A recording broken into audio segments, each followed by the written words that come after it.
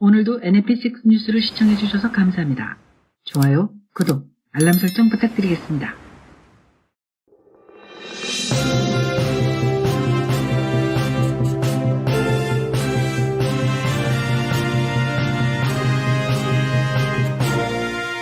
NMP6 뉴스.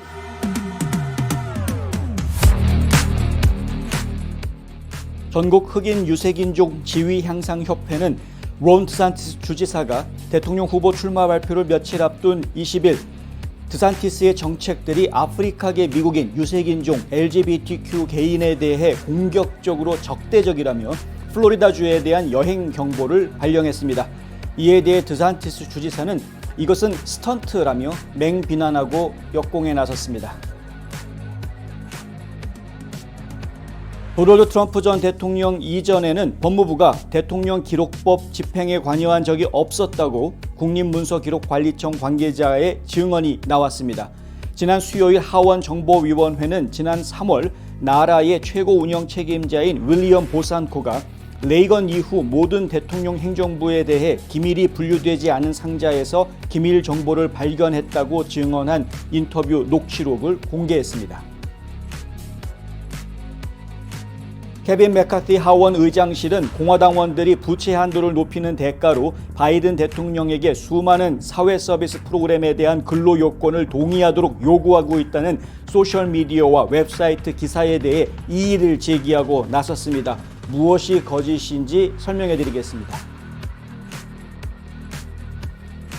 노동력 부족 현상이 계속되고 있는 미국에서 외국 출신 노동력의 비율이 27년 만에 최고치를 기록한 것으로 나타났습니다.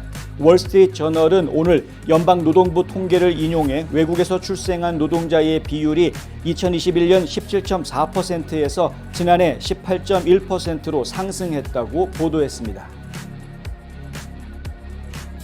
팀 스캇 사우스캐롤라이나주 상원의원은 오늘 노스 찰스턴에서 열린 행사에서 대통령 선거 출마를 공식 선언했습니다. 어떤 이야기들이 나왔는지 훑어보겠습니다. 라스무센 리포트가 지난 목요일 발표한 여론조사에 따르면 10명 중 4명은 연방의회가 조 바이든 대통령에 대한 탄핵 절차를 시작해야 한다고 생각하는 것으로 나타났습니다. 바이든 행정부가 많은 불법 이민자의 부정 입국을 방지하고 아동 인신매매를 완화하는 데 핵심적인 역할을 해온 미국 멕시코 국경에서의 가족 DNA 검사를 종료할 예정이라고 저스트뉴스가 오늘 보도했습니다. 어찌된 내용인지 잠시 뒤에 상세히 전해드리겠습니다. NMP6 뉴스 잠시 뒤에 시작합니다. 미신 화장품 대박 세일! 셀트리온 크림 세트 구매 시 정품 에센스를 드립니다. 셀큐 주름 앰플 세트와 비욘드 필링 젤, 마지슬렌의 순금 크림 세트는 하나 사면 하나 공짜. 셀트리온 넥크림, EGF 탄력 영양 크림, 마지슬렌의 순금 에센스 대박 세일. 각종 남성용 스킨 로션 세트도 특가 세일. 플랜 36.5 마스크팩도 하나 사면 하나 공짜. 가까운 미시 화장품 매장으로 직접 오시거나 인터넷으로 오더하셔도 됩니다. 여러분 안녕하십니까? 지난 주말 잘 보내셨는지요? NAACP, 한국말로 번역하면은 전국 유색인종 지위 향상 협회라고 번역을 할 수 있겠습니다. 처음에는 이제 흑인들의 협회로, 인권 협회로 시작이 됐습니다만은 지금은 이제 전국적으로 유색인종 전체를 대변한다라고 이제 스스로 이야기를 하고 있는 그런 단체입니다. 규모가 굉장히 큽니다. 흑인 단체 중에서 전국에서 가장 큰 규모를 가지고 있고 막강한 영향력을 가지고 있는 단체로 알려져 있습니다. 이러한 NAACP에서 플로리다 주에 대한 여행 경보가 떨어졌습니다. 플로리다 주지사와 플로리다 주는 아프리카계 미국인의 목소리를 잠재우기 위해 아프리카계 미국인이 플로리다 주에서 환영받지 못한다는 것을 보여줬다라고 이야기했습니다. 이 단체에서는 또 민주주의와 시민권에 대한 이러한 지속적이고 노골적이며 집요하고 조직적인 공격으로 인해 NAACP는 플로리다의 아프리카계 미국인에 대한 적대감에 대해 아프리카계 미국인 및 기타 유색 인종에 대한 여행 경보를 발령한다라고 밝히고 있습니다. 이 성명은 지난 월요일에 대학이 다양성, 형평성, 포용성 노력에 공적 자금을 지출하는 것을 금지하는 법안을 포함해서 논란이 됐던 드산티스의 여러 정책들을 지금 표적 삼은 것으로 보입니다. 실제로 성명서에 언급되어져 있는 여러 가지 법안들이 있는데요. 아시다시피 플로리다주에서는 LGBTQ를 상대로 하거나 혹은 이 워키즘이라고 이야기하죠. 이른바 깨어있는 그 아젠다에 맞추어진 이러한 교육들이 공교육 시스템에서 가르쳐지지 못하도록 막고 있습니다. 법으로 다 만들어서 가르치지 못하게 했고요. 그러한 것을 가르치는 경우에는 곧바로 문제를 제기하고 주정부의 예산 지원을 안 하게 하고 감사를 실시하는 등등의 불이익을 당하게끔 그렇게 조치를 취하고 있습니다. 트랜스젠더들에 대해서도 마찬가지인데요. 남성으로 태어났으나 트랜스젠더 여성이 된 운동선수가 여성부 선수 대회에 나가지 못하게 금지하는 법안도 통과를 시켜서 시행하고 있습니다.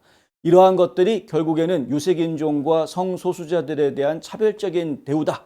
환영하지 않는다라는 것이죠. 이른바 이제 DEI라는 게 있지 않습니까? Diversity, 다양성, 그다음에 Equity, 형평성, 그리고 Inclusion, 포용성, 이 세 가지를 내세워서 이것을 사회 정의와 맞물리게 하려는 것이 이른바 좌파들의 아젠다인데요. 말은 좋습니다. 다양성 좋고요. 형평성도 중요한 말이고요. 그리고 포용성 매우 중요한 표현들이죠. 굉장히 중요한 가치들을 담고 있습니다. 문제는 뭐냐면 그것이 전통적으로는 멜팅팟이라든가 샐러드 볼이라든가 같은 그런 표현들로 인해서 여러 민족들, 다양한 배경을, 출신 배경을 가지고 있는 구성원들이 이 미국이라는 하나의 큰 용광로 안에서 녹아나거나 아니면은 이 미국이라는 큰 그 볼 안에서 서로 다양하게 빛을 발휘하는, 조화롭게 살 수 있게 하는 이러한 개념에서 이러한 다양성이라든가 형평성이라든가 포용성이 이야기가 되어져 왔던 것이 과거의 이야기였는데, 최근 들어서 급진 좌파들이 이야기하는 DEI, 이것은 실질적으로는 다양성을 이야기하는 것이 아니고요, 인종차별을 오히려 부추깁니다. 역차별을 이야기하는 이야기입니다. 우리 과거에 고통당했으니까 배상해라, 이런 식으로 나오고요. 예. 그리고 지금 형평성 문제도 마찬가지이죠.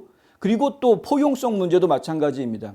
오히려 인종 간의 갈등을 더 강하게 만들고 성적인 취향이나 지향성이 다르다라는 사람들을 가지고 서로 간에 반목하게 하고 원수지간이 되게 만드는, 적이 되게 만드는 이러한 문제를 가지고 있다는 겁니다. 이것이 지금 문제다라는 거죠.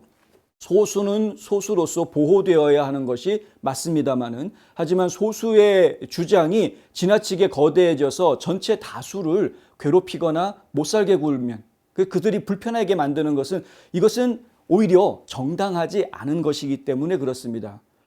소수를 보호해 주려고 하는 노력은 당연히 다수들이 해야 되는 것은 분명한 사실이라는 걸 저희가 말씀을 드립니다만은, 그렇다는 것이죠. 소수 때문에 다수가 불편해지는 현상, 이걸 지금 저희가 겪고 있기 때문에 그런데, 그냥 불편해지는 정도면은 괜찮을 것 같은데 아예 공격을 당하고 있다는 것이 상당한 무리가 지금 되고 있다라는 이야기입니다. 이거 과거에 공산당이 혁명을 일으켰을 때에 벌어졌던 그러한 모습들을 보는 것 같다라는 불안감들이 나오고 있는 것이고요. 과거 파시스트들이, 이 소수의 민족주의자들이 전체 국민들을 휘어잡고 자기네 마음대로 쥐락펴락 하려고 했던 모습과 별반 다르지 않다라는 그러한 불안 심리들이 지금 많은 국민들 사이에서 퍼져나가고 있는 것입니다. 그렇기 때문에 NAACP가 내놓은 이번 여행 경보는 사실은 좀 충격을 주고 있다. 과거 플로리다주가 이러한 법안들을, 보수적인 법안들을 발의해서 통과를 시키고 주지사가 서명을 해서 입법하는 과정들을 지나는 동안에 이미 많은 대기업들이 민간 차원에서 플로리다 보이콧을 한다거나 여러 가지 반발하는 모습들을 보여주었습니다. 하지만 플로리다 주지사는 거기에 눈 하나 꿈쩍하지 않았었죠. 이번에 NAACP에서 이러한 발표를 해놓았을 때에도 마찬가지로 플로리다 주지사는 눈 하나 꿈쩍하지 않습니다. 지난 토요일 날 NAACP가 이런 여행 경보 혹은 여행 금지 권고, 이러한 조치를 취했는데, 플로리다의 주지사는 어제 기자회견을 가지고요, 본격적으로 이야기합니다. 이건 스턴트다. 스턴트라는 거는 뭐냐면 위험한 묘기다라는 거죠. 위험한 지금 쇼를 하고 있는 것이다. 지난 3월 달에도 국민학교 3학년, 초등학교 3학년까지는 학교 내에서 감히 성정체성이라든가 성지향 이런 문제에 대해서 교육하지 못하게 금지하는 법을 통과시켰을 때에도, 그때에도 이런 이야기가 나왔었지만, 하지만 그때도 드산티스 주지사는 똑같은 이야기를 했다. 뭐라고 얘기했습니까? 이건 안 된다라는 거죠. 웃기지 마라. 스턴트하지 마라. 어떤 결과가 나올지, 어떤 효과가 영향이 있을지 지켜보자. 왜? 그때도 그랬는데 플로리다 여행하지 마라 라고 떠들었던 정치인들, 대표적인 사람 2명 지금 3명 이야기할 수 있겠습니다. 대표적인 사람들, 알렉산드리아 오카시오코르테즈 연방 하원의원 민주당에, 그리고 또 연방 하원의원 캘리포니아의 민주당 하원의원 에릭 스왈웰, 그리고 또 한 명 있죠. 뉴섬 개빈 뉴섬 죄송합니다. 개빈 뉴섬 캘리포니아 주지사. 이들은 아주 급진 좌파 민주당원들이고, 그리고 플로리다 같은 그런 보수주의자들은 도와줘선 안 된다. 플로리다주가 그런 말도 안 되는 법을 통과시켰어? 그러면 플로리다주 보이콧해. 가지 마. 여행하지 마. 라고 떠들었던 사람들입니다. 그런데 정작 그들이 플로리다에 와가지고 놀고 있는 모습이 카메라에 포착이 됐다.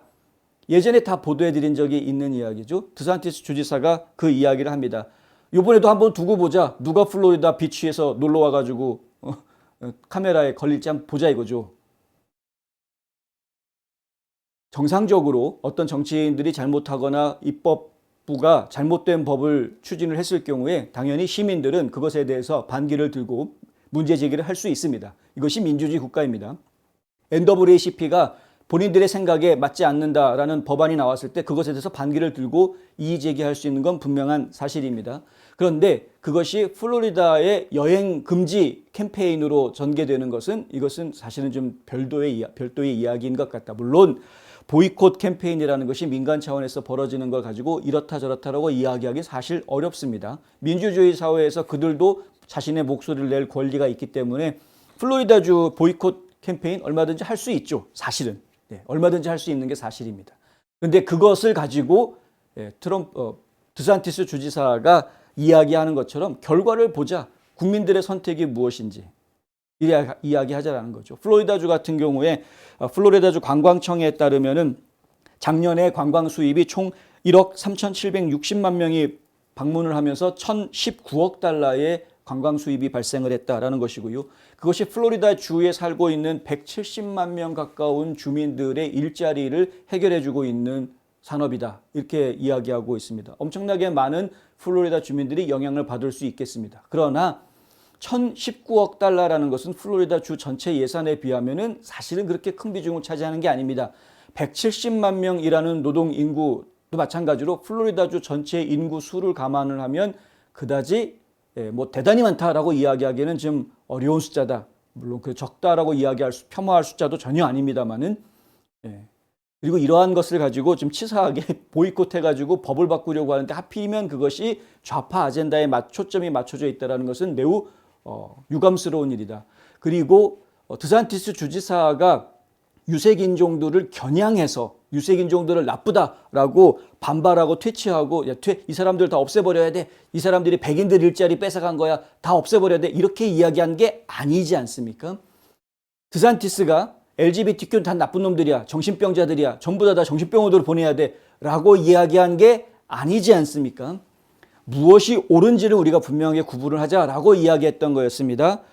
플로리다주의 의회가 공화당이 장악하고 있다고 해서 자기네 마음대로 법안을 통과시켰다고 생각하시면 오해하신 겁니다. 플로리다 주의 의회에서 이 법안을 통과시킬 수 있었던 것은 플로리다 주에 있는 수많은 학부모들이 그 법안 통과를 인정해 주었기 때문에 그런 것입니다. 그러한 국민들의 지지가 있었기 때문에 법안이 통과돼서 주지사가 서명한 것이고요. 그러한 국민들의 지지가 있었기 때문에 실제로 플로리다 주가 2022년 중간선거에서 파란 주에서 빨간 주로 뒤바뀌는 모습을 보여주었던 것이고 20년 역사상 처음으로 공화당원 수가 민주당원 수를 초월하는 이러한 일들이 벌어지게 되는 것입니다. 이것은 주민들 전체의 생각인 것이지 대다수 주민들의 생각인 것이지 일부 몇 명 정치인들의 생각에 따라서 만들어진 것들이 아닙니다. 그럼에도 불구하고 NAACP가 이렇게 플로리다주 전체를 공격하는 캠페인을 벌이겠다라고 이야기하는 것이 과연 타당한 것이냐 생각해 볼 필요가 있다는 것이죠. 그들도 민주주의에서 보장해주는 표현의 자유, 발언의 자유를 인정한다면 그러면 대다수 플로리다 주민들의 표현의 자유, 발언의 자유도 인정해 줄 수 있어야 한다는 겁니다. 내 권리만 주장해서는 안 된다는 거죠. 마찬가지 주장할 수는 있습니다. 주장할 수는 있는데 주장할 때 좀 생각 좀 하고 했으면 좋겠다라는 이야기를 저희가 할 수 있는 것이고요. 그렇다면 왜 이러한 주장들이 튀어나오느냐? 결국은 드산티스가 대통령 선거 출마하기 바로 며칠 전이다라는 이야기에 넘어갈 수밖에 없는 겁니다.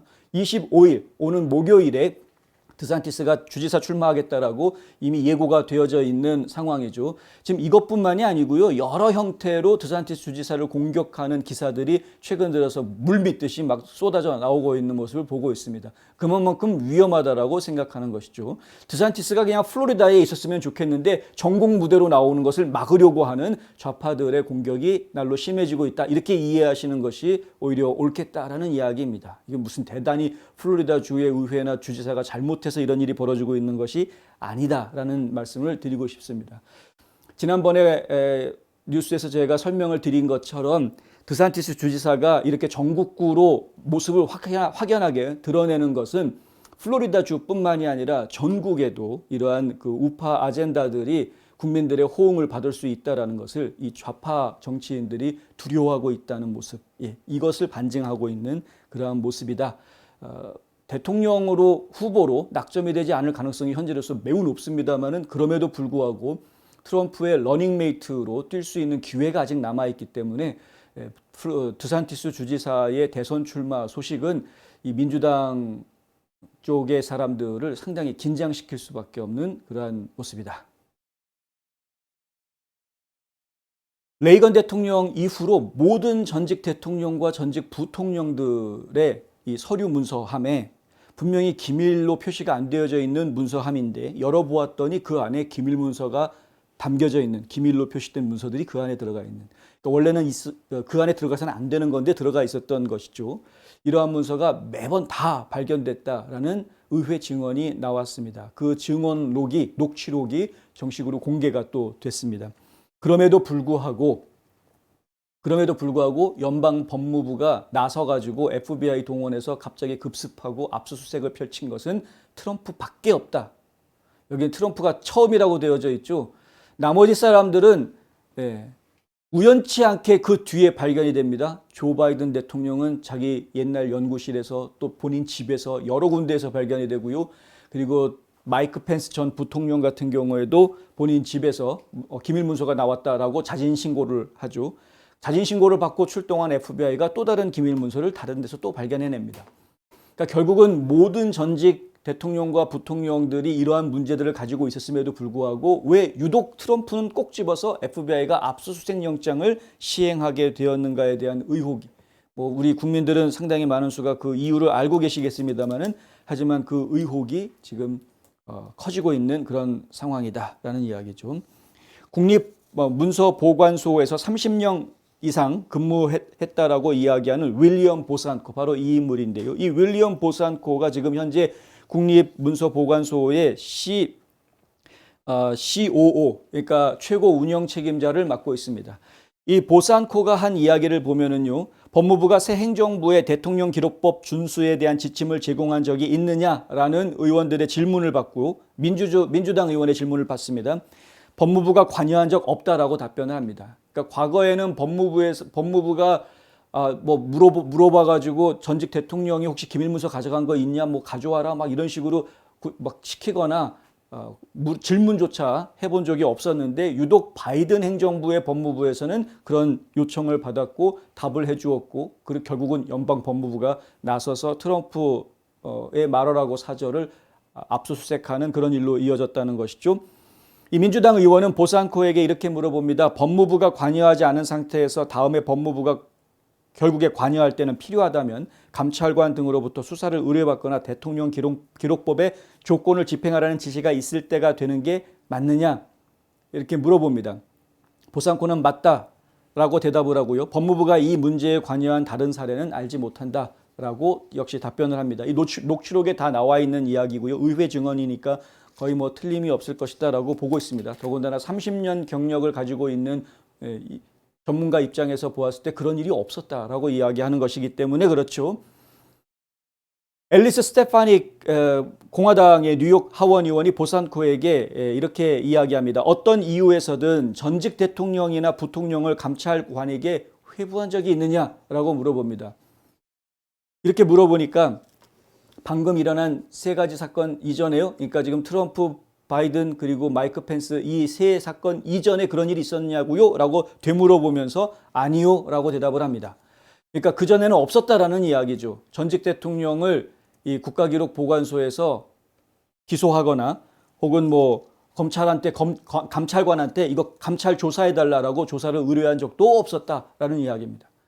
그럼 이게 어떻게 된 일이냐 이거죠. 지금 민주당 의원이 질문한 내용에 따르면은 감찰관이 조사를 해가지고 법무부 쪽에다가 이 수사 의뢰를 할 수 있는 것 아니냐 이렇게 질문을 했던 거였는데, 근데 감찰관한테도 이 정작 기록보관소에서는 조사 의뢰한 적도 없고, 뭐 법무부 쪽에서 이런 명령을 받은 것도 처음이고, 뭐 이런 식의 지금 증언이 나온 것이기 때문에 뭐 지난번에도 이미 다 말씀드렸던 내용입니다만은 2중 3중으로 확인이 되는 겁니다. 결국은 정치 무기화된 연방 법무부가 바이든 대통령으로부터 재가를 받아서 압수수색할 수 있는 법원의 명령을 받아내고 수색 영장을 받아내고 그리고 수색한 것으로 그렇게 지금 되어져 있고요. 결국 그것은 트럼프 전 대통령을 어떻게 해서든 잡아놓고 기소하려고 하는 여러 가지 움직임들과 관련되어져 있다라는 것입니다. 왜 잡아놓고 기소하려고 했느냐? 2024년 대통령 선거에 도널드 J. 트럼프가 못 나오게 하려고 저렇게 하고 있다라는 것이죠. 이 노력은 지금도 계속되고 있습니다. 지금 조지아주 풀턴 카운티에서도 기소하겠다, 조만간에 기소할 거다, 8월 말까지는 기소 결정이 떨어질 것이다, 뭐 이런 이야기가 이미 나와 있고요. 다른 데서도 뭐 여러 가지 일들이 지금 진행이 되고 있습니다. 이렇게 어떻게 해서든 트럼프를 막으려고 하지만 정가에 있는 많은 분들이 예상하고 있고 법조계에 있는 많은 전문가들이 예상하고 있듯이 트럼프는 어떠한 상황에서도 2024년 대통령 선거의 출마를 방해받는 일은 없을 것이다. 결국은 출마하게 될 것이고 결국은 공화당 대선 후보로 낙점받게 될 것이다라는 게 지금 전반적인 지배적인 이야기입니다. 근데 이런 상황에서도 아직까지도 이 좌파 언론들은 끝까지 트럼프가 뭔가 잘못했기 때문에 그러한 조사를 받은 것이다라는 뉘앙스를 끝까지 버리지 않고 있는 모습을 제가 보고 있다. 메릭 갤런드 법무장관은 잭 스미스에게 트럼프의 기밀 문서 유출건 그리고 로버트 허에게 바이든의 기밀 문서 유출건을 각각 맡겨놓았습니다. 지금 특검 조사가 양쪽으로 진행이 되고 있는 상황입니다. 특검 조사 해봤자 어차피 결론은 나올 것은 없습니다. 그리고 특검 조사가 상당한 오랜 시간이 걸리겠습니다만은 특검 조사 결과도 보나마나긴 하지만 특검 조사 결과 어떠한 것이 문제가 있어서 기소를 하겠다라는 이야기가 나온다고 하더라도 그것을 믿어줄 국민들이 그다지 많지는 않을 것이다. 근데 걱정은 되죠. 지금 이제 예를 들어서 잭 스미스 검사가 열심히 지금 트럼프 뒤를 캐고 있는데 이 문제를 가지고 결국 문제를 삼아서 선거 직전에 예를 들면 내년 11월에 선거가 있지 않습니까? 근데 내년 11월 대통령 선거 하기 직전에 10월이나 뭐 요쯤에 기소하겠다라고 나온다거나 혹은 9월이나 8월쯤 기소를 하겠다라고 해놓고 그리고 나서 법원에서 어느 법원이 될지 모르겠습니다만은 법원에서 유죄다라고 이제 얘기를 해버리면 그러면 어떻게 할 것이냐? 문제 이런 걱정은 상당히 혼란스러울 것이다라는 이야기가 나올 수가 있고요. 그러한 것을 빌미 삼아서 민주당 쪽에서 혹시 부정선거 노력을 하려고 하지 않겠느냐라는 우려도 함께 나올 수가 있기는 합니다.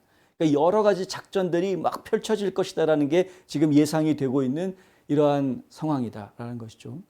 근데 뭐 조사는 민주당 쪽만 하는 게 아닙니다. 그래서 제가 너무 염려하지 마시라라고 결론적으로 말씀을 드릴 수밖에 없는데 의회 공화당에서 지금 엄청나게 열심히 조사하고 있고요. 헌터 바이든, 조 바이든 지금 뇌물수수죄 털고 있습니다. 여러 가지 방향으로 죄의 잣대들을 지금 법의 잣대들을 지금 대고 있는 그런 상황이기 때문에 일방적으로 지금 민주당 쪽에 유리한 상황이 전혀 아니다라는 말씀도 함께 드려야 할 것 같습니다. 그런데 이런 부분들에 대해서는 주류 언론들, 대형 언론사들이 잘 전달을 하지 않고 있는 것이 또 현실이기도 합니다.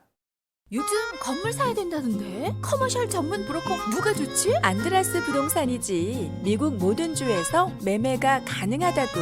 쇼핑몰, 리테일, 오피스 빌딩, 호텔, 웨어하우스. 누구라고? 유튜브에 안드라스 윤 쳐봐. 이제는 철저히 준비된 전문성만이 수익성을 창출하는 시대입니다. 저 안드라스 투자에 대한 답을 드리겠습니다. 안드라스커머셜닷컴에 더 많은 정보가 있습니다. 안드라스 부동산 770-802-0688 네. 정부 부채 한도 상한선 이걸 높여야 된다라는 이제 협상이 현재 계속 진행 중입니다. 바이든 대통령이 지난주에 일본의 G7 정상회담으로 나가 있는 동안에 이 협상이 실무자 선에서 진행이 되고 있었는데 여전히 실무자들 선에서는 감히 결정을 할 수 없는 이야기들이 자꾸 나오다 보니까 협상이 제대로 진행이 되지 못했던 것을 보았습니다. 그러나 이제 바이든이 귀국을 했기 때문에 본격적으로 막판 협상이 진행이 될 것으로 보입니다. 문제는 이렇게 협상이 난항을 겪고 있는 과정 중에 일부 언론들이 그리고 웹사이트, 소셜미디어 네트워크 플랫폼을 통해서 상당히 부정직한 정보들이 지금 돌아다니고 있었다라는 이야기를 전해드려야 되겠는데요.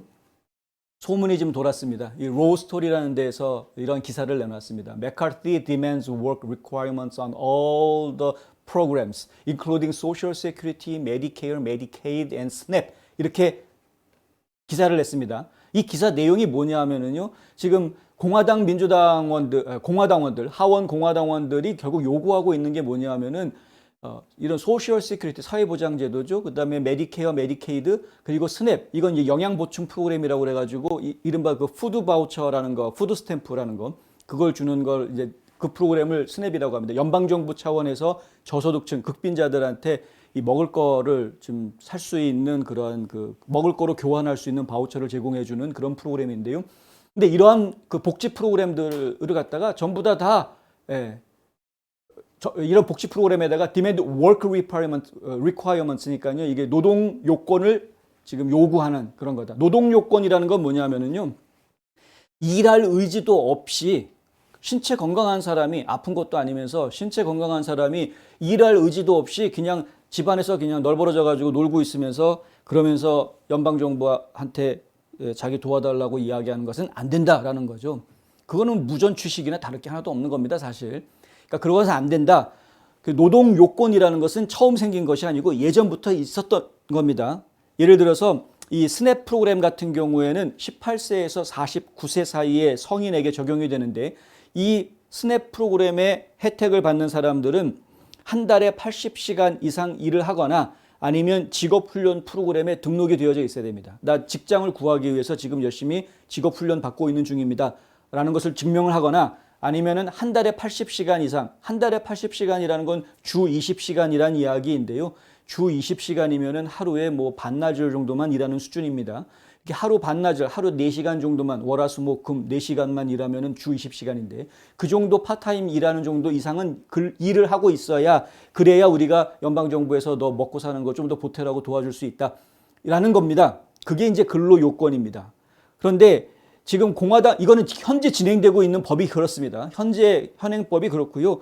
공화당에서 지금 요구하고 있는 건 부채 한도 올려줄 테니까 대신에 이건 좀 삭감하자라고 해가지고 여러 가지 조건들을 정부 예산을 줄일 수 있는 조건들을 내걸었는데 그 중에 한 가지 걸린 게 뭐였냐면 이 스냅에 대해서는 18세부터 49세까지가 아니라 55세까지로 늘리자라는 거죠. 55세까지 늘리자. 그럼 수혜자가 조금 더 줄어들 수 있지 않느냐 하는 겁니다. 왜냐하면 그러니까 예를 들어서 50살이 됐다. 그러면은 나 50살이 됐어. 그럼 나 일하지 않아도 노동하지 않아도 이제 연방정부로부터 스냅 받을 수가 신청해서 스냅 받을 수 있어. 그래가지고 그거 바우처 가지고 식품점 가면은 먹을 거 일하지 않아도 먹을 거 구할 수 있어. 이제 이렇게 되는 거죠. 물론 이제 그 연방정부가 주는 바우처라는 게 이렇게 충분한 양의 바우처는 아닙니다. 뭐 한 달에 한 100 몇십 불 정도 되는 정도인데 그거 가지고 뭐 한 달 내내 먹고 산다는 건 사실 어렵긴 하겠습니다만은 보조금의 역할인데 근데 이 보조금이라는 거는 뭔가 열심히 하고 있는 사람들이 더 힘을 낼 수 있도록 도와주는 역할을 해야 그게 진정한 보조금인데 그냥 아무 일도 하지 않아도 준다. 이 개념은 그냥 거저주는 개념이 돼버리죠. 이것은 옳지 않다라는 건데 이것을 49세까지로 할 게 아니라 55세까지 55세 정도만 돼도 얼마든지 일할 수 있는 나이 아니냐 하는 겁니다. 그걸 가지고 지금 난리를 치고 있는 거다라는 거죠. 그 다음에 소셜 시큐리티라든가 메디케이드를 없앨 것이다라는 이야기를 지금 계속해서 좌파 언론에서 거짓말로 뿌려대고 있는데요. 공화당 쪽에서는 그런 얘기 한 적 없습니다. 전혀 없습니다. 심지어는 바이든조차도 트위터에다가 이렇게 썼습니다. Services for our troops and veterans could be halted or delayed under default. 지금 디폴트가 된다라고 하면은 그러면은 지금 우리 군인들 참전용사들 이런 사람들도 지금 먼저 피해를 입게 될 것이다 라는 이야기를 지금 적고 있는 거죠. That's not how America treats those who serve our nation. 우리나라를 위해서 봉사한 사람들한테 미국은 그렇게 하는 게 한 적이 없다라는, 이거 그렇게 하는 건 미국이 아니다. 근데 지금 실제로 케빈 맥카티가 제안했던 내용은 이런 내용이 없습니다. 지금 바이든도 겁주기 하고 있고 이런 좌파 언론들도 결국에는 사람들 겁주기를 하고 있는 것이고, 근데 좌파 언론 같은 경우는 한 발 더 나가서 거짓말을 하고 있는 것이고요. 테드 크루즈 연방 상원의원은 대부분의 미국인이 아무런 조건 없이 보조금을 지급하는 것과 반대로 근로 요건을 지지하고 있다. 당연히 일 열심히 하는데도 돈을 조금밖에 못 버는 사람들을 도와주는 게 당연한 거 아닙니까? 그렇게 하자라는 거는 국민들이 다 지지하는데, 아무것도 안 하고 그냥 놀고 먹는 사람들 갖다가 돈을 주고 이건 그 사람들 그 푸드 바우처 받아가지고 놀고 먹는 사람들이 음식 사 먹을 것 같습니까? 천만에 만만합니다. 그런 사람들은요, 안타깝지만 그 푸드 바우처를 가지고 가서 깡을 합니다. 어음 깡하듯이 깡을 해가지고 현금으로 바꾸고요, 마약 삽니다. 그 돈으로. 그런 사람들이 많습니다. 이건 현장에서 저희가 현장에 이런 일과 관련돼 있는 많은 분들한테 마약 상담사들 이야기를 들어보면요, 그런 얘기 너무나 많이 들을 수가 있고요. 현직 경찰관들 얘기를 들어보면 그런 얘기 너무나 많이 들을 수 있습니다. 이거는 홈리스들한테도 제공이 되니까요. 가장 많이 혜택을 받을 수밖에 없겠죠. 나이가 있는 홈리스들 같은 경우 특히. 악시오스와 입소스의 여론조사에 따르면 미국인 대다수가 스냅 및 메디케이드와 같은 연방 지원 프로그램에 대한 근로 요건을 지지하는 것으로 나타나 있습니다. 국민들의 여론은 그렇습니다. 크루즈 의원은 이런 말을 합니다. 조 바이든 대통령이 귀담아 들어야 할 사람을 아는가? 그것은 이전의 복지에 대해서 근로 요건에 투표한 조 바이든 상원의원이 될 것이다. 바이든 자신이 상원의원이었던 시절에는 이러한 근로 요건이 필요하다라고 찬성표를 던져놓고 나서 이제 와가지고 대통령이 된 이후에 내가 언제 그랬냐는 듯이 입 싹 씻고 말을 바꾸려고 하는 것은 파렴치한 짓이다라는 이야기이죠.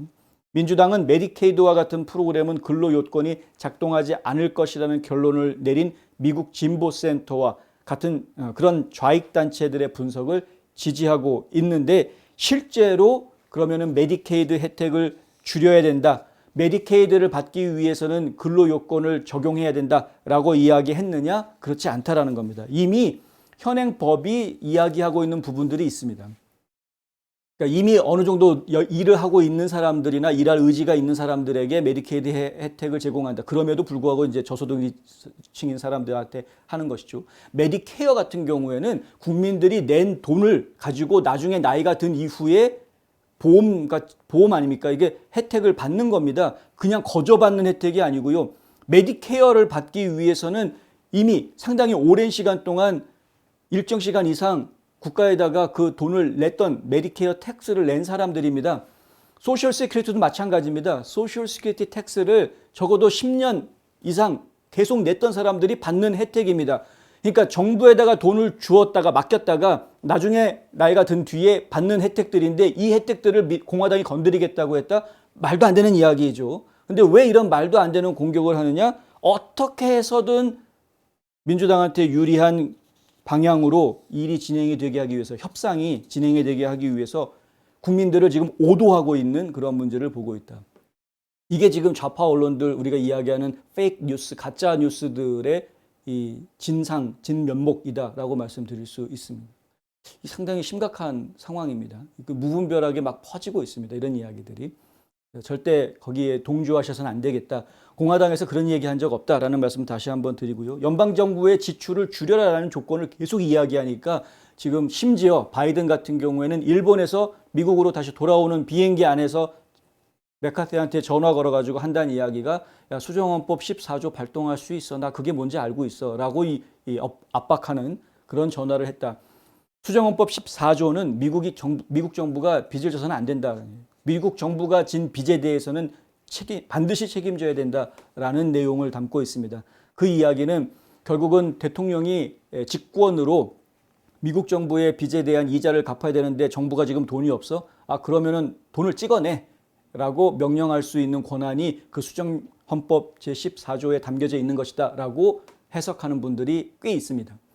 근데 그 부분의 해석에 대해서는 사실은 좀 분분합니다. 왜냐하면 의회가 그걸 막을 경우에 무슨 일이 생길 것이냐. 근데 의회가 막을 수가 없죠. 디폴트가 되니까. 디폴트가 벌어지게 되면은 이건 엄청나게 많은 일이 벌어지기 때문에 사실 수정헌법 14조를 바이든이 발동하겠다라고 이야기하면 공화당 입장에서는 울며 겨자 먹기로 참을 수밖에 없습니다. 그걸 참지 않고 들고 일어났다가는 전 세계가 지금 뒤흔들릴 수 있는 달러화의 추락, 엄청난 미국의 신뢰도 추락 이런 것들이 벌어질 수 있기 때문에 어찌할 수가 없는 것이죠. 아무리 우는 놈한테 떡 하나 더 준다고 하지만 심하게 그러면 뚝 했는데 뚝 하지 않으면 떡을 들고 있으면서도 주기가 싫은 게 사실은 인지상정. 속상한 이야기입니다. 우리 한인들의 정체는 무엇입니까? 우리가 자손들과 살아갈 땅임에도 불구하고 언젠가는 떠날 방문객처럼 살지는 않습니까? 우리는 이방인이 아닌 이 땅의 주인이 되어야 합니다. 우리는 반드시 이 나라에서 좋은 평판을 만들어야 되는데 이 나라와 우리 이웃과 우리 지역에서 도움이 되는 사람들로 부각이 되어야 됩니다. 좋은 이웃되기 운동이 여러분 곁에서 함께합니다.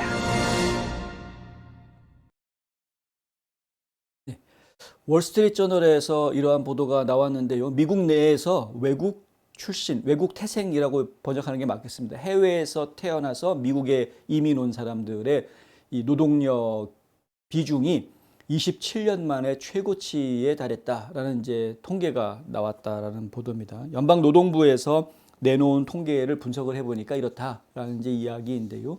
조금 들여다볼 내용이 있을 것 같아서 저희가 전해드리려고 합니다.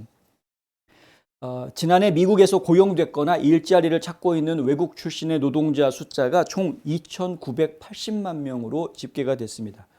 2021년에 비하면 180만 명이 늘어난 겁니다. 한 해 사이에. 어떻게 한 해 사이에 그렇게 많은 사람들 숫자가 늘어날 수 있었을까요? 대답은 빤하죠. 국경 넘어온 사람들이 포함된 겁니다. 국경 넘어온 사람들이 포함된 겁니다. 자, 이 점을 하나 기억을 해두시고요. 코로나19 기간 동안에 베이비붐 세대의 조기 은퇴 분위기가 확산하면서 다양한 산업 분야에서 노동력이 매우 부족해졌다. 수요가 늘어났는데 공급은 부족했다라는 이야기. 그래서 지금 역대 최고의 최저의 실업률을 지금 기록을 보여주고 있다. 이런 상황입니다.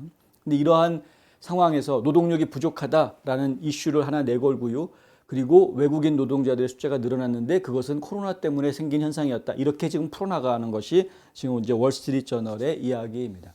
그래서 마치 외국인 노동자들의 숫자가 늘어났고 비중도 더 커지기는 했으나 어쩔 수 없는 것이었고 거기에 불법적인 요소를 이야기하기는 좀 어렵다라는 식으로 그냥 얼버무리려고 하는 듯한 뉘앙스를 저희가 봤습니다.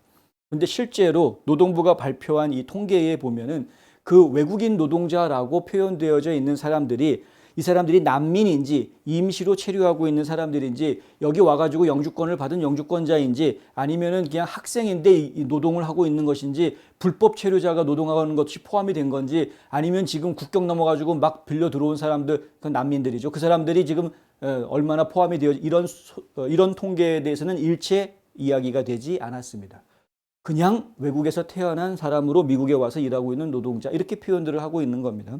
그럼 그 사람들을 합법적이냐 불법적이냐라는 부분으로 이야기하지 못하게 되니까 결론적으로 이야기하면 코로나19 때 코로나가 발생을 하면서 팬데믹 기간 동안에 상당히 많은 일자리가 빈자리가 돼버리면서 사람이 많이 필요한 이런 상황이 돼버렸는데 그 필요한 상황이 돼버린 그 부분을 외국에서 들어온 사람들이 채워주고 있다라고 이해할 수 있는 부분이니까 그러니까 그렇게 설명을 하고 있는 것이고요. 그렇게 따지면 지금 국경을 넘어서 불법으로 마구 밀려 들어오는 바로 저 불법 이민자들이 지금 현재 상당히 많은 미국의 일자리들을 메꾸어 나가고 있는 모습이다라고 이해할 수 있는 부분이어서 이것은 사실은 좀 우려해야 할 부분이다라고 말씀을 드릴 수 있습니다. 예, 현실적으로는 그렇습니다. 사실은 여기 뭐 자세히 보면 이제 그 산업 분야별로 어떻다라는 이제 숫자들도 나와 있고요. 근데 이들은 저가의 노동력을 제공을 하고 있다라는 이야기가 바로 이제 이곳에 나와 있습니다. 근데 웃기는 거는 뭐냐면요. 저가의 노동력을 제공하고 있다고는 하지만 실제로 그러느냐를 놓고 이야기하면 이건 인종마다 다르다라는 이야기가 나옵니다. 잠시 요거 한번 보시겠습니다.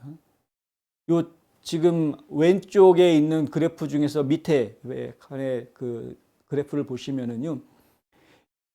맨 위에 크게 되어져 있는 게 전체 평균입니다. 이것은 무엇을 표시하는 거냐 하면은 미국에서 태어난 사람들이 받는 시간당 인건비, 평균 인건비죠. 평균 인건비는 이 진한 색깔, 보라색으로 표현되어 있는 부분이고요. 그 옆에 옅은 하늘색으로 표현되어져 있는 부분이 바로 외국인들이 받는 인건비 평균입니다.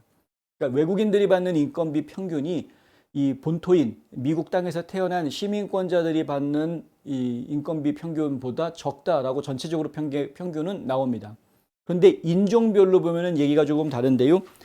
맨 밑에 보시면은 왼쪽부터 보여드리겠는데 왼쪽에 히스패닉 아니면 라티노 같은 경우에는 인건비가 확실히 여기 본토인들보다는 적은 게 보입니다.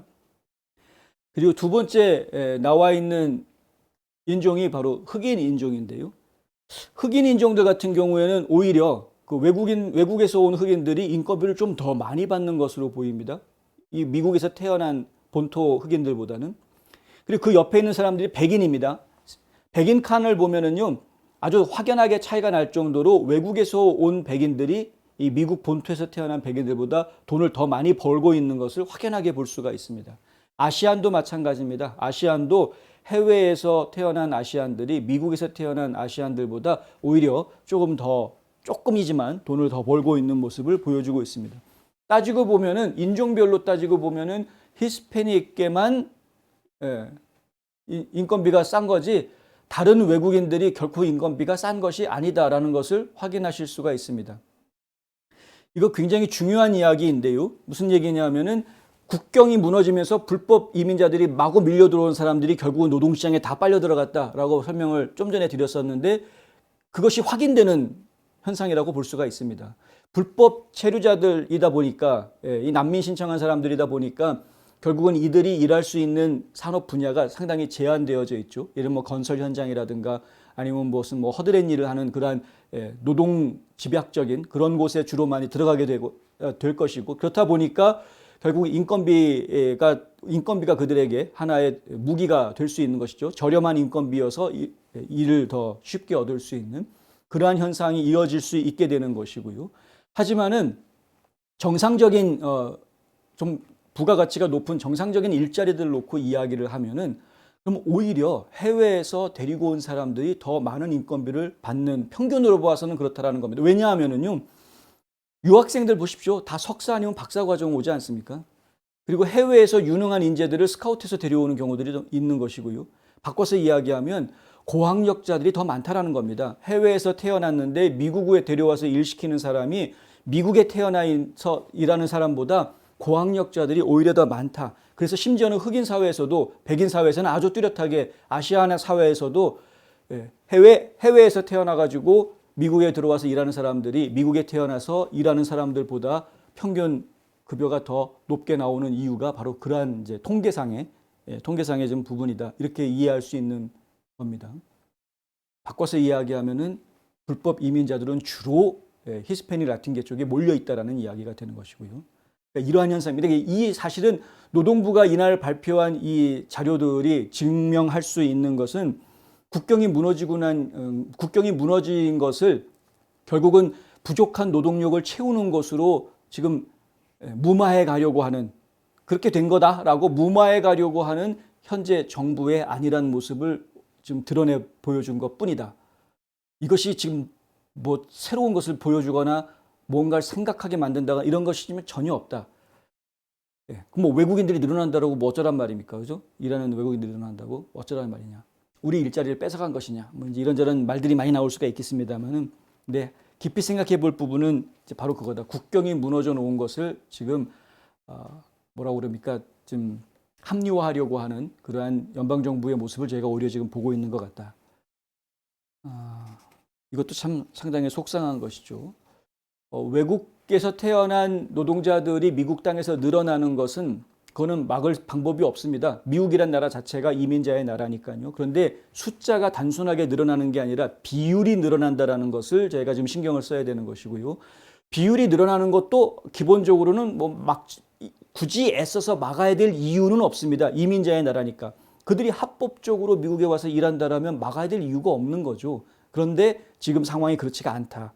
지금 지난 2020년 팬데믹 이후에 엄청나게 많은, 그리고 이제 바이든이 대통령이 되면서 2021년, 2022년 이렇게 엄청나게 많은 불법 이민자들이 늘어나면서 외국 태생의 노동력이 늘어났다라고 이야기가 되는 것이기 때문에 이건 좀 국경 문제와 관련 지어져서 생각되어져야 할 부분이다 라는 말씀 드리고 싶습니다.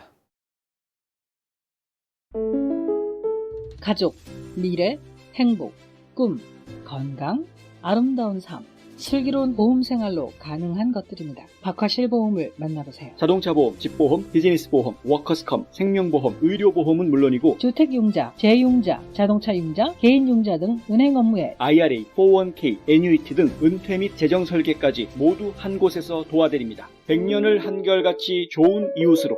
보험의 중심에는 박화실보험이 있습니다. 예, 팀 스캇 상원 의원, 지금 사우스캐롤라이나주의 상원 의원인데요. 오늘 아침에 이렇게 대대적으로 정식 대통령 출마 선언을 했습니다. 올해 57세라고 하는데요. 젊은 피죠. 그리고 지금 의회 공화당 중에서, 의회 상원에 있는 공화당 중에서는 유일하게 흑인입니다. 공화당 내의 흑인 중에서는 유일한 상원 의원. 그런데 대통령 선거 출마를 지금 발표를 했고요. 오늘 상원 의원 출마하면서 여러 가지 연설을 했는데, 그런데 이제 그 내용 중에 가장 저희가 좀 내용의 중심 줄거리는 결국은 본인의 개인적인 삶의 이야기입니다. 본인의 어머니가 싱글맘이었고 싱글맘 밑에 자녀로 가난하게 성장을 했다는 것이죠. 어머니는 자녀들을 먹여 살리기 위해서 하루 16시간 일을 했다. 그렇게 16시간 몸을 바쳐 일을 하면서 간호보조사로 일을 했답니다. 간호사 보조원으로 일을 하면서 그러면서 가족들을 먹여 살렸고, 그럼에도 불구하고 그런 과정에서도 서로 적대심이나 혹은 불만을 품는 그런 가족 구성원이 되지 않도록 그들이 따뜻한 사랑과 배려를 받는 가족 구성원으로 자신들을 양육해 주었다. 그래서 내가 지금 이 자리에 와 있다. 미국이란 나라는 이런 나라다. 이제 이렇게 이야기를 합니다. 이 이야기는 뭐 다른 의원들한테서도 여러 차례 들을 수 있었던 이야기였죠. 특히 이제 외국에서 태어나서 자라다가 미국에 와가지고 이민 1세임에도 불구하고 연방 의원으로 출마한 그런 경우에 의원들이 주로 하는 이야기들이 이제 아메리칸 드림을 이야기를 합니다. 아메리칸 드림은 끝나지 않았다. 내가 그 증인이다라고 이야기하는 사람은 계속해서 나타납니다. 이 계속해서 아메리칸 드림을 이야기할 수 있는 사람들이 나타날 수 있다는 것은 아직까지 미국이 쇠퇴하지 않았다는 것을 보여주는 것이다. 팀 스캇 의원이 하는 이야기도 바로 그렇습니다. 이게 이제 이른바 예외주의, 미국의 예외주의라는 것을 이야기하는 건데요. 미국은 좀 특별한 나라라는 것이죠. 다른 나라와 다르다라는 겁니다. 다른 나라처럼 마치 뭐 개천에서 용나는 이런 일이 불가능한 나라가 아니다라는 거죠. 신분제도가 분명하게 있는 나라에서는 그런 게 거의 불가능하지 않습니까? 그리고 공산주의 세계에서도 사실 그런 것들이 상당히 불가능합니다. 공평하게 다뤄주는 것 같지만 절대 공평하지 않고 철저하게 계급이 오히려 나뉘어져 있는 것을 제가 볼 수 있다. 당원 가족이냐, 당원 가족이 아니냐 등등부터 해가지고 너는 관시가 있느냐 없느냐, 넌 누구 아래에 있는 사람이냐, 누구랑 친하냐 등등을 가지고, 물론 인간 사는 사회에서는 다 그런 일들이 있긴 합니다만은, 하지만 이것이 제도적으로 아예 고착이 되어져 있는 것이 공산주의 사회, 사회주의 사회, 그리고 봉건주의 사회 뭐 그렇다라는 것이죠. 자유민주주의 사회만큼은 하지만 신분 상승의 기회, 얼마든지 꿈꿀 수 있는, 내 환경을 내 스스로 바꿀 수 있는 그러한 꿈을 꿀 수 있는 환경을 제공해주는 그런 시스템이 받쳐주는 것이 바로 자유민주주의 사회.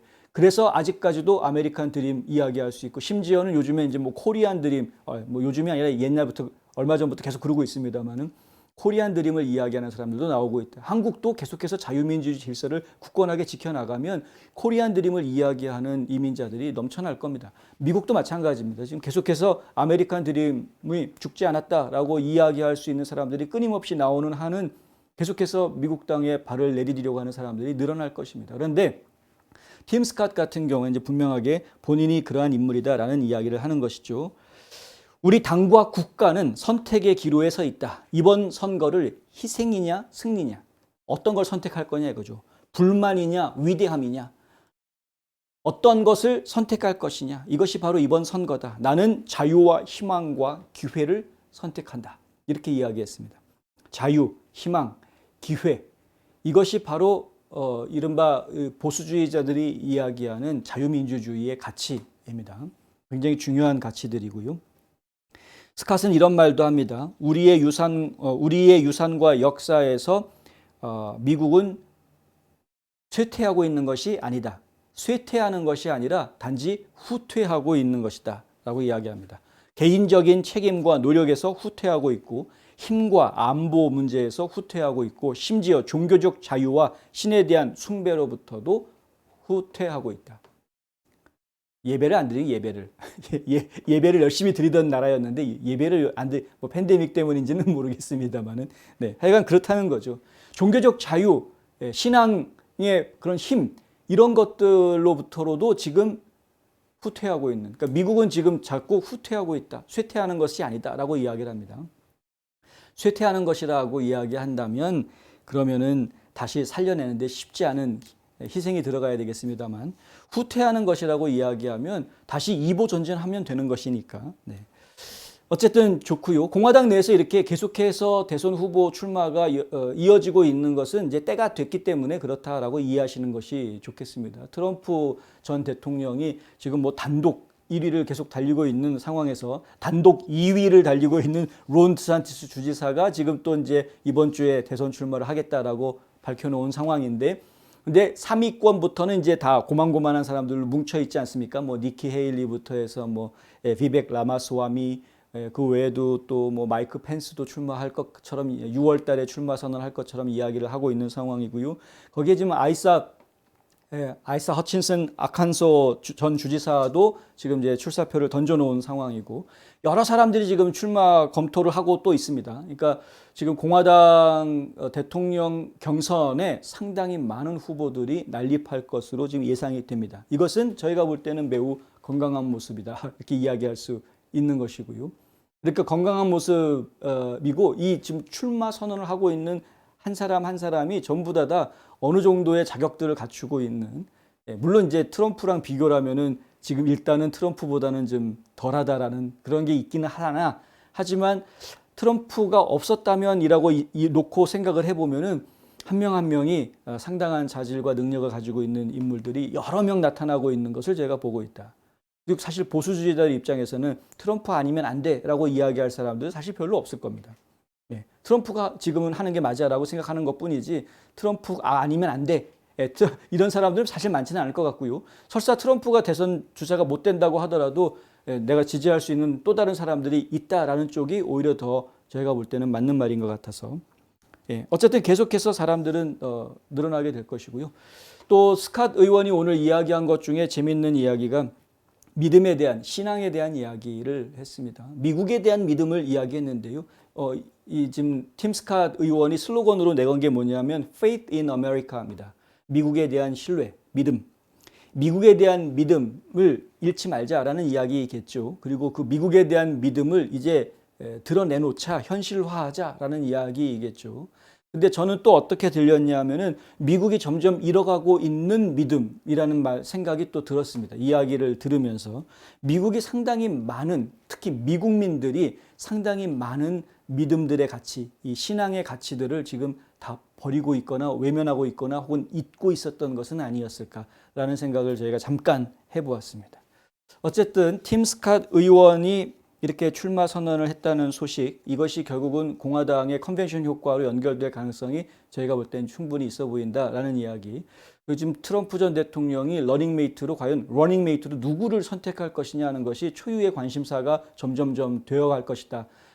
어느 누구도 지금 트럼프를 뒤엎는 후보가 될 것이다라고 생각하지 않습니다. 지금 트럼프에 대항해서 나오고 있는 다른 모든 공화당 후보들을 놓고 이야기할 때 과연 저 사람들 중에 누가 러닝메이트가 될 수 있을까라는 그러한 생각을 가지고 이들을 바라보게 될 것이기 때문에 어떤 컨비네이션이 과연 2024년 대선에서 민주당을 이길 수 있는 유리한 컨비네이션이 될 수 있을지 여기에 오히려 공화당원들은 관심을 가지게 될 것이다.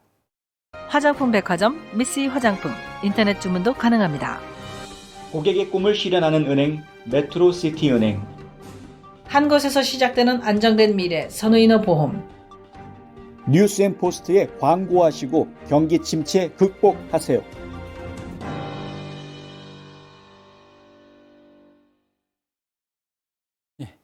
바이든 대통령이 탄핵을 받아야 된다라고 생각하는 국민들이 적지 않은 것으로 10명 중 4명은 42%가 그렇게 답변을 했다라는 여론조사 결과가 나왔습니다. 라스무센 리포트에서 지난주에 발표한 여론조사 결과에 보면은요, 42%가 바이든 탄핵 받아야 된다, 그 절차를 시작해야 된다라고 답변을 하고 있는 것을 제가 볼 수 있습니다. 물론 반대 의견도 만만치가 않습니다. 45%가 탄핵해서는 안 된다라고 답변을 합니다. 잘못한 거는 안다. 그러나 탄핵해서는 안 된다. 이러한 이야기들이 지금 나오고 있습니다. 조사 결과 대부분의 공화당원들, 70%의 공화당원들은 의회가 바이든 탄핵해야 된다라고 이야기를 했고요. 71%의 민주당원들은 의회가 바이든 탄핵하면 안 된다. 아주 극과 극으로 나뉘는 것이죠. 공화당은 탄핵해, 민주당은 탄핵하면 안 돼. 이렇게 나뉘었던 것이고요. 상대적으로 지금 이제 무소속들이 어떤 선택을 하느냐가 상당히 중요한데 40%의 무소속 유권자들은 이 탄핵 절차 시작해서는 안 된다라고 생각을 하고 있는 반면에 39%의 무소속이 이제 탄핵을 해야 된다 이렇게 이야기합니다. 그러니까 무소속 중에서는 1%포인트 차이로 의견이 엇갈리고 있는 모습을 보여주고 있다. 이 여론조사는 오차 범위가 3%입니다. 그러니까 오차 범위 안에서 아주 팽팽하게 바이든 탄핵에 대한 찬성과 반대가 팽팽하게 나뉘어져 있는 모습을 저희가 볼 수 있다. 이렇게 팽팽하게 나뉘어져 있는 모습이 있기는 하나 하지만 실제로 바이든의 탄핵이 이루어지지는 않을 것이다라고 생각하는 사람이 더 많은 것으로 또 나타납니다. 그건 그만큼 유권자들이 제정신을 가지고 있다라는 이야기이고요. 여론조사에 참여한 유권자들이 욕심만 부린 게 아니라 생각을 제대로 하고 있다라는 것을 보여주는 모습이다. 무슨 얘기냐면 하원이 아무리 다수당이라고는 하지만 상원이 민주당이 다수당인 상황에서 공화당원들이 원한다고 바이든을 탄핵할 수 있느냐 현실적으로 불가능하다라는 것이죠. 이걸 다 유권자들도 알고 있다라는 겁니다. 알고 있으나 탄핵해야 된다라고 강한 의지를 할 수 없어도 해야 된다. 라고 강한 의지를 보이는 그러한 유권자들이 42%가 나왔다. 어차피 하나마나 안 될 건데 뭐 굳이 하려고 그러느냐 할 필요 없다. 의회가 움직일 필요 없다라고 대답한 사람이 45%로 조금 더 많게 나오기는 했다. 네. 여론조사 결과가 나왔으니까 전해드려야 해서 마조리 테일러 그린 의원이 이 바이든 탄핵안 발표한 날이 5월 15일이었는데요. 그 탄핵안 발표한 5월 15일이 이 여론조사를 실시한 여론조사의 마지막 날이었습니다. 굳이 마조리 테일러 그린 의원의 탄핵 결의안 발표하고 이 여론조사하고 직접 연관성이 있는 것으로 보이지는 않습니다만은 하지만 어쨌든 시기적으로는 이제 그런 우연의 일치가 또 있었다라는 말씀도 함께 드립니다. 한편 백악관에서는 지금 마조리 테일러 그린 의원이 발표한 탄핵 결의안에 대해서 마가 극단주의자다. 마조리 테일러 그린은 마가 극단주의자다. 뻔뻔한 사이드쇼 정치적 스턴트다. 쇼하지 마라 이거죠. 뻔뻔한 사이드쇼 이렇게 참 표현이 참. 네. 백악관 쪽에서는 마조리 테일러 그린 의원한테 이제 그렇게 비판했다라는 이야기.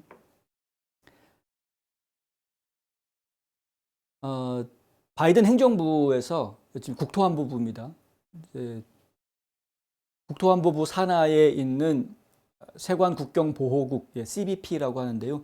세관 국경보호국에서 내부 지시문이라고 해야 될까요? 내부 공고죠. 이 메모라고 보통 메모랜덤이라고 그래서 메모라고 이야기하는데요. 이게 지금 하나가 유출이 됐습니다. 5월 19일자로 지금 이제 각 CBP 산하 기관에 전달이 된 메모인데 이 메모 내용이 뭐냐 하면은 5월 31일부로 DNA 검사를 DNA 검사하는 기관과의 계약이 종료가 된다라는 이야기가 들어가 있고요. 그것이 종료가 되기 때문에 더 이상 DNA 검사가 없을 것이다라는 것이 이 내용입니다.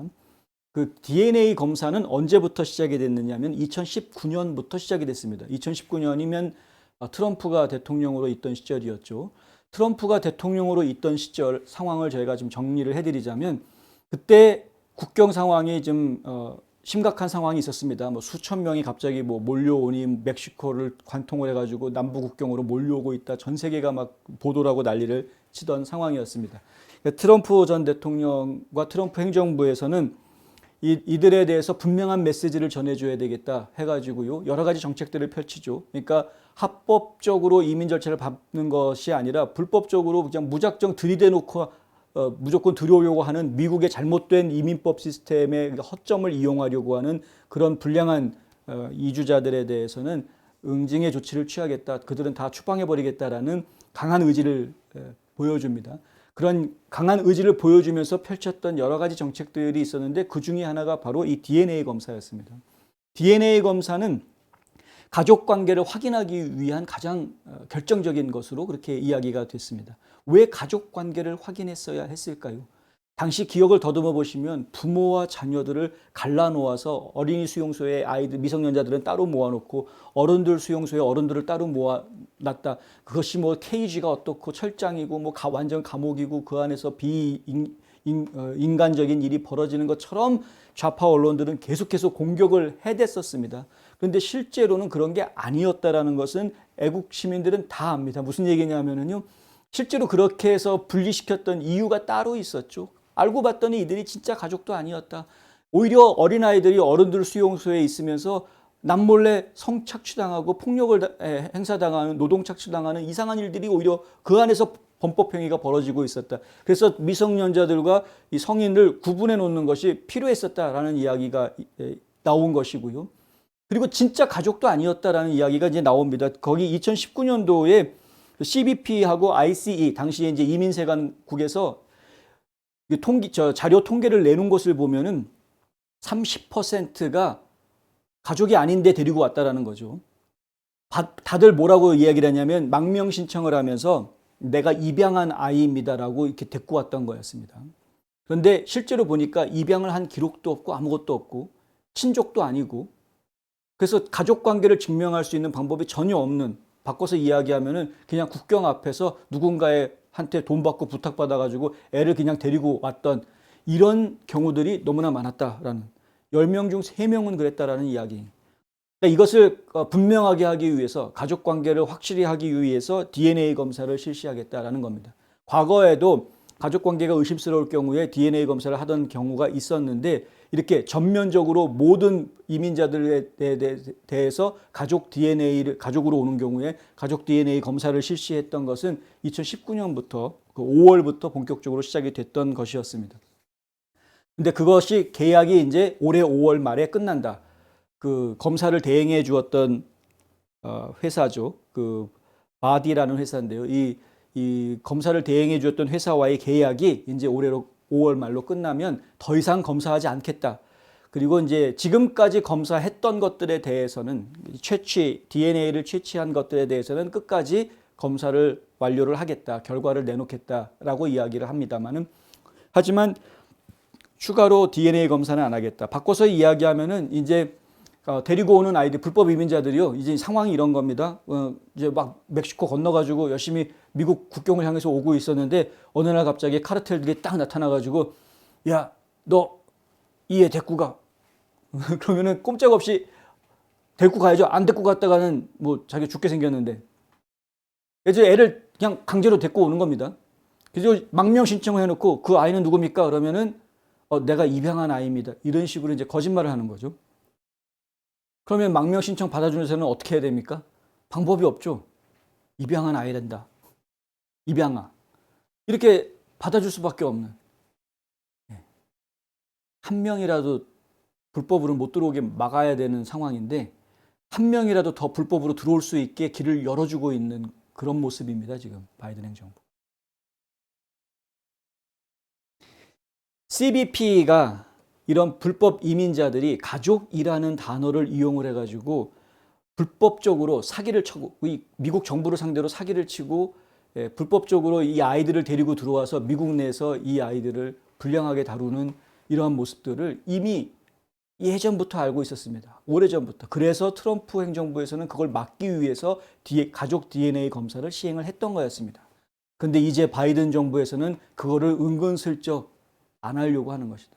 이렇게 되면은요, 카르텔이 관리하고 있는 미성년자들을 상대로 하는 인신매매범들이 기승을 부릴 수밖에 없다. 미국에 들어오는 상당히 많은 미성년자 아이들이 인신매매단에 의해서 착취당하는 현상을 우리가 볼 수밖에 없고 미국 내의 범죄가 더 늘어나게 되는 것이고요. 미국 내의 범죄가 늘어나게 되면 결국 그 피해는 미국 국민들이 다 당하게 되는 것입니다.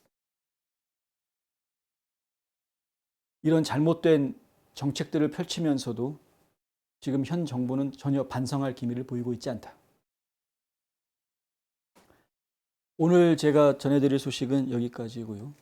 사실 이제 그 공화당에서 지금 국경 문제 관련해 가지고 이 국경을 지키는 사람들 더 늘려달라라는 요구를 지금 하고 있는 그런 상황인데 그런 쪽에 예산을 더 써야지 엉뚱한 데다가 지금 예산을 더 써가지고 국가 살림도 어려운데 국가 재정을 좀 더 힘들게 만들어서는 안 되는 것 아니냐라는 이야기를 계속 하고 있습니다만 하지만 지금 바이든의 백악관은 아주 뻔뻔하게도 수정헌법 제14조 발동할 수도 있다. 그러니까 공화당 그렇게 뻗팅기지 마라. 대화가 우리 말 안 들어주면은 내 마음대로 할 거다라는 식으로 지금 하고 있는 모습을 저희가 보고 있어서 상당히 지금 안타깝습니다. 이게 저희가 굉장히 속상한 그런 상황이긴 합니다만 뭐 법이 그렇다면 어쩔 수 없겠죠. 올바른 분들이 나중에 그 법을 어찌할 수 있는 자리에 올라갔을 때 법을 뭐 수정을 하든가 해야 되겠지만 지금 현재로서는 뭐 기존에 있는 법을 가지고 싸워야 되는 상황이니까 하여튼 지혜가 좀 필요할 것이고요. 그래서 우리 많은 국민들이 이 나라가 옳은 방향으로 갈 수 있도록 더 기도해 주시기 바랍니다. 최근에 여론조사 결과를 보니까 국민들 중에서 미국이 옳은 방향으로 가고 있다라고 답한 사람이 20%밖에 안 된다라는 여론조사 결과를 보았는데요. 심각합니다. 지금 미국이 움직이고 있는 방향을 보면 상당히 심각합니다. 바이든 대통령은 솔직히 말씀드리면 지금 본인이 한 행동이 무엇인지 본인이 알고 저러는지 솔직히 모르겠다. 과거에 대통령이 되기 이전에 보여줬던 모습이나 행동하고요. 지금 대통령이 된 이후에 현재 바이든이 보여주고 있는 모습 너무나 다릅니다. 너무나 급진 좌파 쪽으로 가 있습니다. 과거에는 그렇지 않았었는데 굉장히 급진 좌파로 가 있다. 지금 민주당 전체가 급진 좌파들 몇 명의 손에 그냥 꽉 붙잡혀서 움직이고 있는 그런 모습을 지금 저희가 보고 있는. 대화가 안 되는 겁니다. 그래서 대화가 안 되는 겁니다. 지금 공화당이 프리덤 코커스가 공화당 하원을 꽉 쥐고 있는 것처럼 이야기를 하고는 있으나 하지만 그래도 대표인 하원 의장은 프리덤 코커스 멤버가 아닌 케빈 메카티가 그래도 중도파라고 이야기할 수 있는 케빈 메카티가 하원 의장을 맡고 있지 않습니까? 이거는 바꿔서 이야기하면 공화당은 훨씬 더 스펙트럼이 다양하게 인정을 받고 있다는 것인데 민주당은 그렇지가 못한 모습을 저희가 자꾸 보고 있습니다. 제가 공화당 편이어서 이런 얘기를 하는 게 아니고요. 현실을 말씀드리는 겁니다. 물론 공화당 안에서도 극우파의 목소리들이 나오기도 하죠. 그런데 그게 다가 아닙니다. 그들이 공화당 전체를 다 쥐고 흔드는 게 아닙니다. 아시다시피 반 트럼프파와 트럼프파가 으르렁거리고 있는 게 공화당의 모습입니다. 그런데 민주당은 얘기가 다릅니다. 아주 일사불란하게 움직이고 소수 엘리트에 의해서 모든 것이 다 결정되고 있는 모습을 보고 있습니다. 저게 무슨 민주주의입니까? 솔직히. 오늘은 저희가 연방 센서스에서 상을 준다고 그래가지고 저도 무슨 상인지 모르겠습니다. 그러니까 상을 준다고 그래서 시상식에 와달라고 그래서 가는 일 때문에 녹화로 방송을 해드렸습니다. 양해를 부탁을 드리고요. 내일부터는 또 정상적으로 제 시간에 생중계로 여러분들 찾아뵙도록 하겠습니다. 5월 22일 NMP6 뉴스 여기까지 진행하겠습니다. 끝까지 시청해 주신 여러분 감사합니다.